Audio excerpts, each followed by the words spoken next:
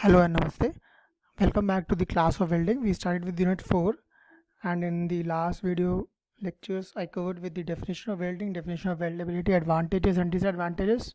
Then we started with the classification of different welding processes along with the introduction. So now we are starting up one by one with different welding processes. First one we are covering up regarding the arc welding process and the different processes included in the same. So we discussed regarding the fusion welding process in which the coalescence between the workpiece was obtained because of the heat generated, and this heat generated may be due to the resistance, gas, arc, etc. So arc welding is basically the fusion welding process in which the coalescence, that is the joining of the metals, is achieved by the heat from the electric arc between an electrode and the workpiece. That means we will be generating the electric arc between the two electrodes. One of the electrode will be served by the workpiece and another electrode will be served by the welding electrode, and they will be given either positive polarity or negative polarity or vice versa. This electric energy from the arc produces temperatures in the range of 10,000 Fahrenheit, approximately 5500 Celsius, hot enough to melt any metal. So most of the arc welding processes add filler metal to increase volume and strength of the weld joint. So arc welding processes involve the electrode. This electrode may be consumed during the welding process, called as a consumable electrode. They are the source of the filler metal in the welding, or these may be non-consumable. They are not consumed during the welding process. Hence the filler metal must be added separately. So these are the further differences between the consumable and the non-consumable electrode. Basically the consumable electrode are in the form of the welding rods or sticks 9 to 8 inches and 3 by 8 inch or less than that in diameter, and they must be changed frequently. Whereas in case of the wire, the weld wire can be continuously fed from these spools with long lengths of wire, avoiding frequent interruption. That means the consumable electrode can be either in the form of the rod or it can be form of the wire. If it is in the form of a wire, then it is supplied by the welding spool. In both the cases, whether the rod or the wire, the electrode gets consumed by the arc and added to the weld joint as the filler metal. Whereas the non-consumable electrode resists the melting. For example, they will be made of tungsten. So filler metal, if any, must be supplied separately by the wire feed into the weld pool.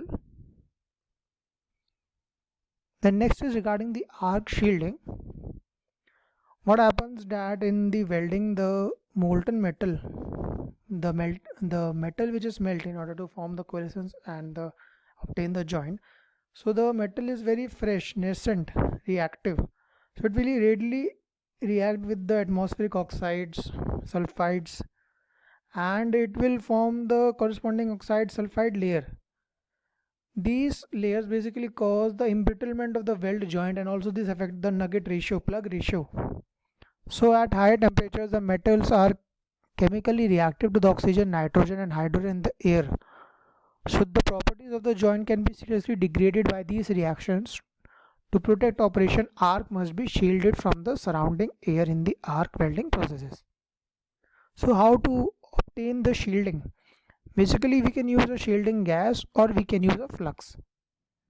Shielding gas means we can use a gas supplied additionally, that is argon gas, helium gas, CO2 gas, or may we use a flux. Flux basically it is a substance that prevents the formation of these oxides which we discussed just now and other contaminants in welding, or dissolves them and facilitates their removal. It provides a protective atmosphere for the welding, stabilizes the arc and reduces the spattering.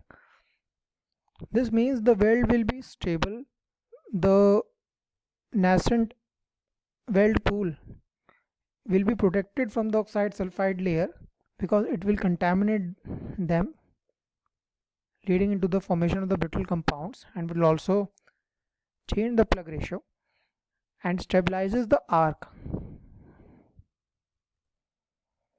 So this is a very basic configuration of an arc welding process. In the arc welding process, the welding of two similar or dissimilar workpiece. So we will have a welding electrode in the form of rod or wire, as we discussed. This will be supplied a particular potential, and under the second potential will be given to the workpiece. And these are the different parts of the apparatus: electrode cable, welding machine. This welding machine will be AC, can be AC or DC power source.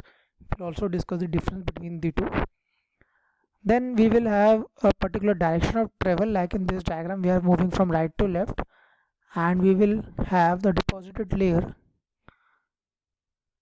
to the right and the fresh metal to be melted to the left, and the arc will be formed, resulting in the formation of arc crater. Filler metal, if it is used sometimes according to the requirement, and the electrode, consumable or non-consumable, as discussed right now.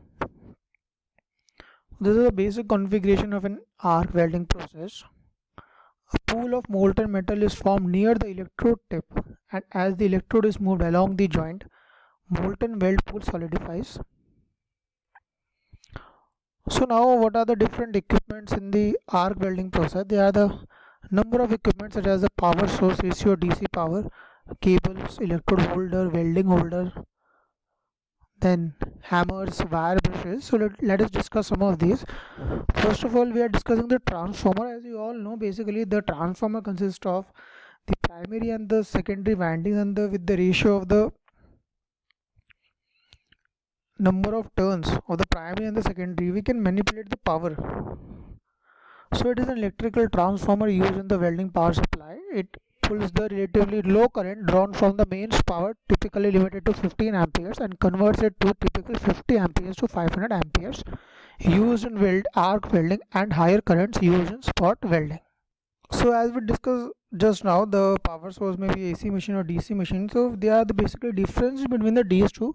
Basically, when we go for the welding of the ferrous metals, AC is used, whereas for the non-ferrous metal it is not preferred, whereas DC is preferred for this.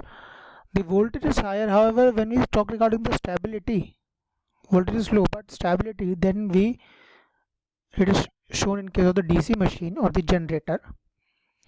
Similarly, again in case of the AC machine or transformer, the efficiency is higher, where it is low in case of DC machine. Power consumption is high in case of DC. Cost of equipment is also higher. Polarity, that means the welding electrode can be negative, that is the straight polarity, or the welding electrode can be positive, direct current electrode positive, that is the reverse polarity. But in case of the DC machine, the polarity is not significant. And AC is also used for the welding of the thin sections, whereas for these DC is not preferred. So these are some of the differences between the AC and the DC machines. Then again, moving forward, apart from the transformer, we are having the electrode holder in order to clamp the electrode, control the arc, the welding electrode, which may be flux coated also. Then electric cables, you can go through these and see the detailed descriptions also. Then apart from this, we are having a welding shield to protect the eyes of the person from the bright flash of the arc, welding gloves, welding leathers. So now next we are having many of the arc welding processes. Let us cover some of the arc welding processes one by one. First of all, we are covering the shielded metal arc welding process. So shielded metal arc welding process, SMAW, basically metal arc welding, that means it is performed by striking an electric arc between the coated metal electrode and the base metal. Shielded means we are using a coated metal electrode, and the electrode will also be consumable. Flux, the coating of the metal electrode will form as shield to the molten metal. That means when the electrode will be used to strike the arc, then electrode will continuously melt, and in the process it melts, it deposits the filler metal onto the workpiece. Simultaneously, it also acts in the liberation of the gases in order to form the protective coating. That is the use of the flux. So this is the in general diagram of the process. We are having a consumable electrode, then a particular coating on the electrode, direction of travel as shown in this diagram from left to right, and as we proceed the gaseous shield will be formed, the consumable electrode will also get filled, deposited, and the gaseous shield as it forms will protect the surface, and the arc will result in the formation of the arc crater, and simultaneously weld beads will be formed. Slag will keep on depositing as we move from the left to right. Slag means basically the impurities, higher impurities, the impurities they get deposited in the form of the flux, in the form of the slag, which can be removed further by the chipping hammer. Then we are having the solidified weld metal and the molten metal. So you can go through these diagrams. So basically we are having a consumable electrode flux coated rod. Flux produces a protective gas around the weld pool and keeps the oxygen of weld bead during the cooling, as we also discussed the function of the flux. Then the general purpose welding equipment is used. The thickness around 1/8 into 3/4 inch. Portable equipment, power 50 to 300 amps, voltage 15 to 45 volts, and power VI equivalent to 10 kilowatt. Then as we talk regarding the polarity, we go for the DC, direct current electrode negative. Then we also have to discuss regarding the polarity. Polarity basically means what charge you are providing to the welding electrode. Basically we are having the two types of polarity: the direct current electrode negative, that is the straight polarity. So the welding electrode is negative and the workpiece serves as positive. So conventionally electrons will move towards the workpiece and it will be used for welding of the thicker metals. Similarly, the reverse polarity, the direct current electrode positive, the workpiece will be negative, so the conventional direction of motion of electrons will be towards the electrode. So basically in case of the TIG, as we will discuss later also, we prefer the straight polarity because workpiece will melt more. As in case of the MIG, rod has to melt, so we prefer this reverse polarity. So these are the further advantages and disadvantages of the process. High quality welds are made rapidly, can be used to weld easily thick sections as well as the thinner to thicker metals. However, the disadvantage is consumes a bigger electric current, dirty work finish, root pass is lower than the TIG and MIG. It is prone to inclusion and the weld deposits is prone to glue holes. So you can go through these.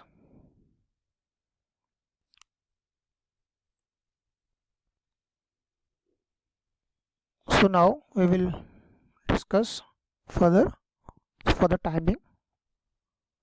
We are stopping here. Thank you.